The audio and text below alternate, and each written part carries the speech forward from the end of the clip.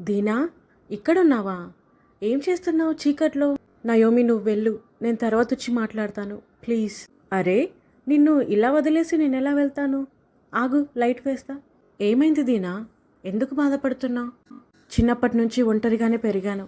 నా అనే వాళ్ళు ఎవరు లేకున్నా కూడా నేను ధైర్యంగా ఉన్నాను, ఎందుకంటే నాకు దేవుడు తోడుగా ఉన్నాడని. చిన్నప్పటి నుంచి ఒక్కొక్కటి నేను కోల్పోతూనే వస్తున్నాను. అయినా ఎక్కడ కూడా నా ధైర్యాన్ని నేను కోల్పోలేదు. మరి ఇప్పుడు ఏమైంది? ఊళ్ళో నాకంటూ ఉన్న ఒకే ఒక స్థలం, నేను పుట్టిన నా ఇల్లు, అది కూడా మా వాళ్ళు కబ్జా చేసేశారు. నాకు లేకుండా చేసేశారు. దేవుడు నన్ను ఇలా ఎంతకాలం పరీక్షిస్తాడు నయోమి? దీనా, దేవుడు పరీక్షిస్తున్నాడని ఎందుకు అనుకుంటావు? నీ ద్వారా లోకానికి ఏదో మహిమ చూపించబోతున్నాడని కూడా అనుకోవచ్చు కదా. షద్రక్, మెషక్, అబేద్నెగోలు రాజు చెప్పిన విగ్రహానికి మొక్కనప్పుడు రాజు వారిని అగ్నిలో వేస్తాడు.